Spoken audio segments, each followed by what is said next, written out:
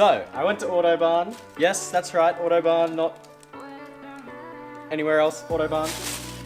And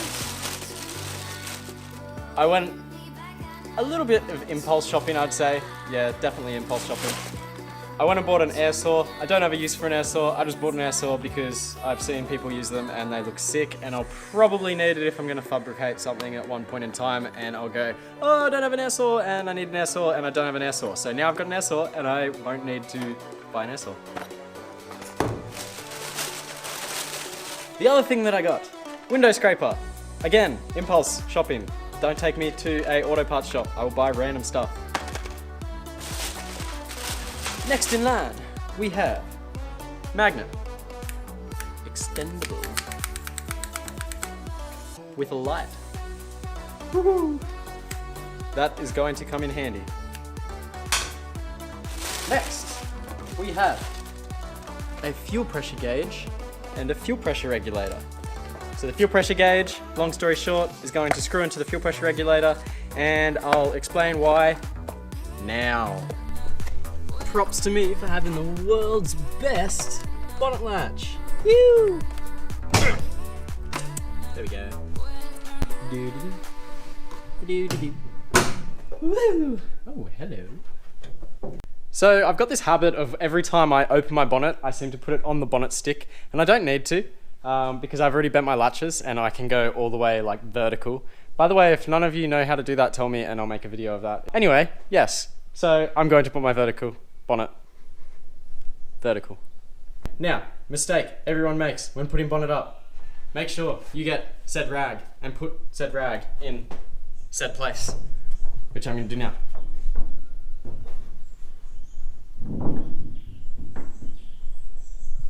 Haha, said rag in said place. Now I'm not going to crack my window like everyone seems to do with vertical bonnet stuff. Now that I've said that, I'll probably jinx myself and I'm going to crack it next time I open it, but as you may have noticed in other videos, I do, however, already have a fuel pressure regulator and a gauge on the car. The reason that I'm changing my fuel pressure regulator and the gauge is because I actually have a test gauge where it gets plugged into this little sucker right here, and long story short, my fuel pressure regulator gauge says that it's got 1 bar of fuel pressure and it goes between 1 bar and half a bar and it moves around. So I think that's definitely wrong because I don't think the car would actually run on 1 bar. I think 1 bar is atmospheric pressure, which is like 14.7 psi. Excuse me if I'm wrong, we use psi in Australia, so psi. Now my actual gauge, it came up and it said that I had like 60 odd psi, and I ended up trying to drop it down. I dropped it down to like 50 psi, and then when I was doing that, I noticed whenever I'd move the gauge around, it would vary by like 10 to 15 psi, so I don't think that's accurate either. So I don't really know what's going on there, but I figured if I just buy a new fuel pressure regulator and a new fuel pressure gauge, I should be able to know what my fuel pressure is doing. So I'm going to do that now because my car's still not running right. I'm really actually upset about it. There it is. That's what we're fixing. This is actually going to be really, really simple. If you were fretting about changing your fuel pressure regulator, it's not that hard. It really isn't. If you've got a standard fuel pressure regulator, the only thing that you need to get is this little adapter plate. You could probably buy these, I don't know, on eBay or whatever. They're not really, like, I don't think manufacturers could really stuff them up that much.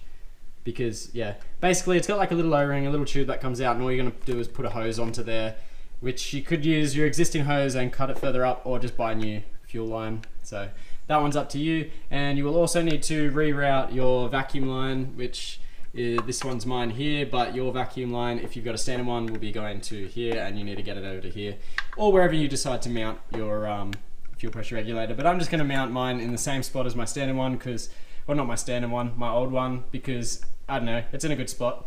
I like it.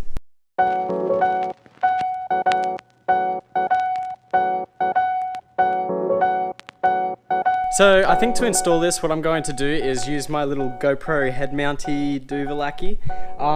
Tell me if you liked those angle shots. I kind of watched it and I sort of thought it was enjoyable to watch it from like my perspective. So I'm going to do that, and tell me if you like it, and if you like it, I will do more like that, I guess. Okay, so I just tried it out and ended up recording upside down. So I am going to pull my microphone off and everything, you're just not gonna have any audio while you watch from my perspective, so I guess I'm gonna speed it up and put music behind it, and hopefully you like it.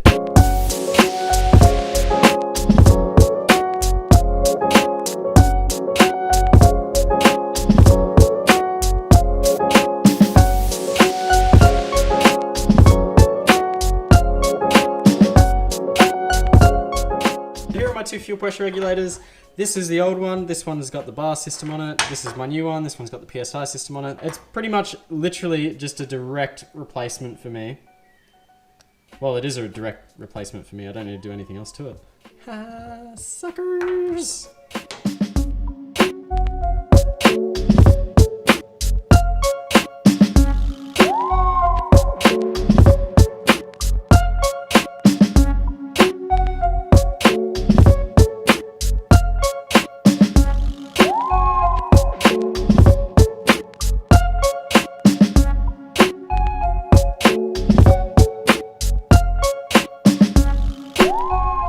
Okay, slight dilemma. When I put the fuel pressure regulator on, I noticed that I couldn't get the fuel pressure to drop below 60, and when I first put it on, it was around the 90 mark, and I think that really weakened the fuel lines. I ended up putting the old one back on and just putting the good gauge onto the old fuel pressure regulator, and it seemed to give me a clear reading. The only thing is, it still ran not that great. Like it runs okay, it's intermittent, so it'll run fine, it'll idle, it'll run perfectly, and then it'll just go to like having seizures, and then after maybe a minute or so, or 2 minutes of having seizures, it'll have 2 minutes of running nice, and then 2 minutes of having seizures. I really don't know what the problem is. I might have to get my auto electrician friend to have a look at it and see if he can figure it out. I think it could be wiring, but I'm not sure. Another thing, because it weakened the fuel lines from having so much pressure, now I can't get it to run, and I can't get parts until tomorrow. So you're gonna see me in this video, but tomorrow, because I keep blowing fuel line, as you can see there. And it's blown another one, and so yeah, I'm just gonna replace all the fuel lines.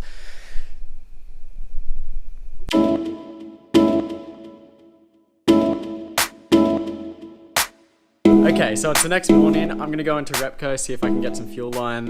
Once I get the fuel line, put the fuel line back in. Hopefully the rest of the fuel line's okay. We'll see whether it is or isn't. And then start it up, and then hopefully go for a drive. It looks like it's going to rain, but I really hope it won't rain. I don't know.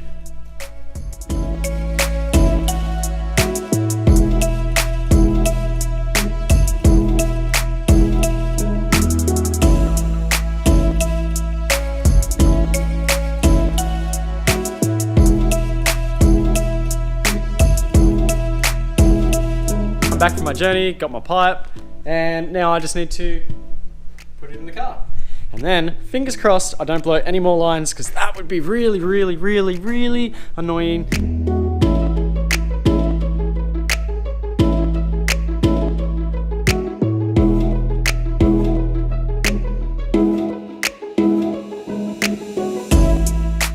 The line's in. How easy was that? There it is here. Brand new line sitting in there, touch down into here. So I'm going to turn my ignition on now. Pressure. I hear noises, but nothing too hectic. Have a look under the car, see whether there's any leaks.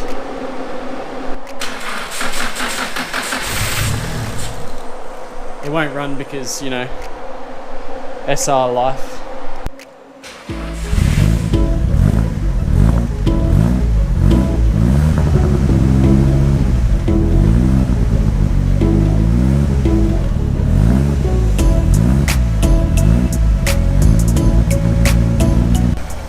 Okay, so I actually think I found the problem. Whenever I plug my brand new O2 sensor in, I seem to be, hold up, hard to do with one hand.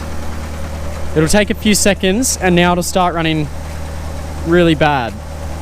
Wait for it. It's gonna prove me wrong now. It's gonna prove me wrong. Alright, there you go guys. So you can see it's got a bit of a shake up when you listen to the exhaust. That just fogged my lens up so bad. Alright, so that's what it sounds like now.